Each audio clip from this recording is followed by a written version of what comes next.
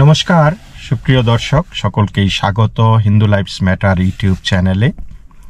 দর্শক, বাংলাদেশের পুলিশকে 5ই আগস্টের পর সরকার আনসারের চাইতে নিম্ন পর্যায়ের কিছু বানিয়ে ফেলেছে।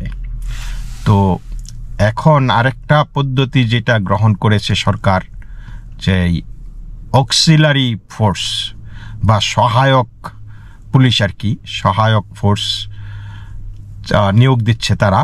তো এতে করে কিন্তু পুলিশকে সেই পুলিশ এবং জনতার কাতারে মধ্যে কোনো পার্থক্য থাকবে না। অলরেডি আপনারা জানেন যে পুলিশকে বড় পুলিশের অফিসারকেই বলে যে ভুয়া পুলিশের জিগির তুলা কিন্তু তারা পুলিশকে বিভিন্ন সময়ে মারধরও করেছে এবং এটা গত কয়েকদিন আগেও হয়েছে। এখন এই যে আপনি অক্সিলারি ফোর্স নামাবেন বিভিন্ন অফিসের দারোয়ান বা বিভিন্ন মহল্লার মাস্তানরে দিয়া, তা এইটা দিয়া কি কিছু হবে?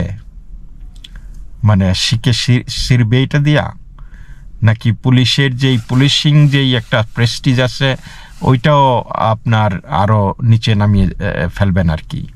তো আমি অক্সিলারি পুলিশের ধারণা আমি জানি, ইটস এ গুড আইডিয়া, যে সিটিজেন্স পুলিশ, যেখানে যে নাগরিক পার্টি হয়েছে নাগরিক পুলিশও হইতে পারে, যদি সেই নাগরিকরা সভ্য হয়, আইন মেনে চলা মানুষ হয়, যেখানে কারণ এত হাইলি ট্রেইন লোকজন, সেইখানে গোলাগুলির কোনো প্রয়োজন নাই। মানুষ একটু রিকোয়েস্ট করলে কথা শুনে সেইখানে পুলিশের আমি বিভিন্ন জায়গায় বিভিন্ন বছরের বিভিন্ন সময়ে ধরুন রাস্তায় প্যারেডের আয়োজন করেছি বা বিভিন্ন অনুষ্ঠানের আয়োজন করেছি যেখানে পুলিশের প্রয়োজন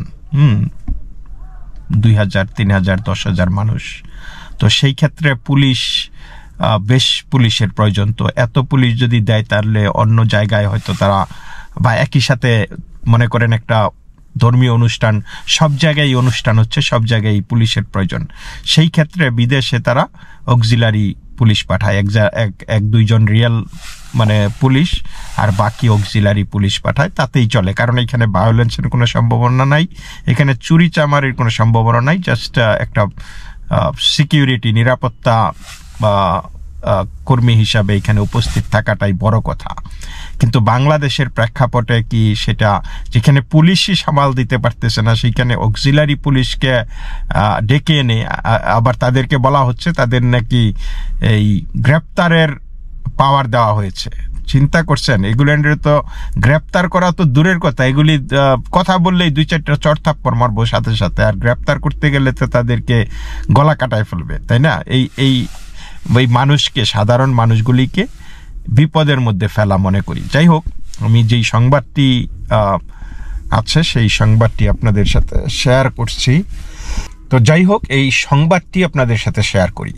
সেটা হলো, রাজধানীতে রমজান ও ঈদ উপলক্ষে শপিং মল ও আবাসিকের নিরাপত্তায় বেসরকারি নিরাপত্তা কর্মীদের অক্সিলিয়ারি পুলিশ ফোর্স বা সহায়ক পুলিশ হিসাবে নিয়োগ দিতে যাচ্ছে ঢাকা মহানগর পুলিশ বা ডিএমপি।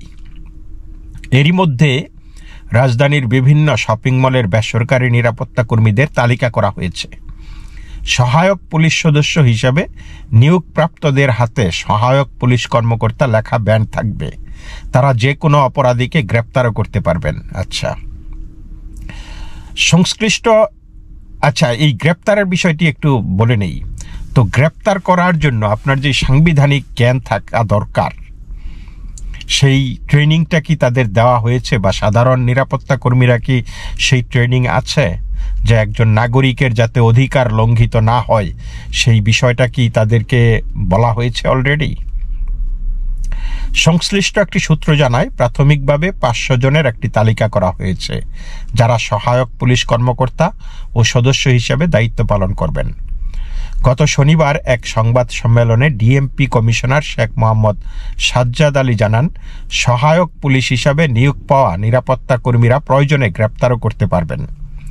ডিএমপি কমিশনার বলেন, সন্ধ্যা থেকেই মুসল্লিরা মসজিদে যান। 1.5-2 ঘন্টা সময় যায় তারাবির নামাজে। ওই সময় শহরের বিভিন্ন অলিতে গলিতে জনশূন্যতা তৈরি হয়। বিশেষ করে পুরুষ মানুষ তারাবি নামাজে থাকেন। আপনারা বাড়ি, ফ্ল্যাট ও দোকান যত্নে রেখে আসবেন, নিরাপত্তাটা খেয়াল রাখবেন। ডিএমপি কমিশনার বলেন, আমি ঢাকা মহানগর পুলিশ কমিশনার হিসাবে আপনাদের জানাতে চাই, অনুরোধ করতে চাই, আপনারা যখন বাড়ি যাবেন ঈদের সময়, তখন আপনার বাড়ি, ফ্ল্যাট, দোকান, ব্যবসা প্রতিষ্ঠান নিরাপত্তা ব্যবস্থাপনা নিজ দায়িত্বে করে যাবেন। আমরা আপনাদের সঙ্গে আছি, তবে আমাদের পুলিশের স্বল্পতা আছে, আমাদের লোকও অনেকে ছুটিতে যেতে চায়, যারা ব্যারাকে থাকে তারা দীর্ঘ সময় পরিবার ছাড়া থাকে, তাদের একটা পার্সেন্টেজকে সরকারের নির্দেশে ছুটি দিতে হয়।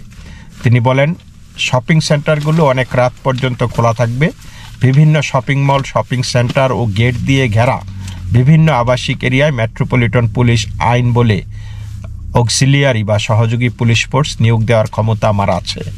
সেই ক্ষমতা মোতাবেক আমি বেসরকারি নিরাপত্তা কর্মীদের অক্সিলিয়ারি পুলিশ ফোর্স হিসাবে নিয়োগ দিয়েছি। শেখ মোহাম্মদ সাজ্জাদ আলী বলেন, তাদের হাতে একটি ব্যান্ড থাকবে, লেখা থাকবে সহায়ক পুলিশ কর্মকর্তা। আইন মোতাবেক তিনি দায়িত্ব পালন ও গ্রেপ্তারের ক্ষমতা পাবেন। পুলিশ অফিসার আইনগতভাবে যে প্রোটেকশন পান, এই অক্সিলিয়ারি ফোর্সের সদস্যরাও সেই প্রোটেকশন পাবেন।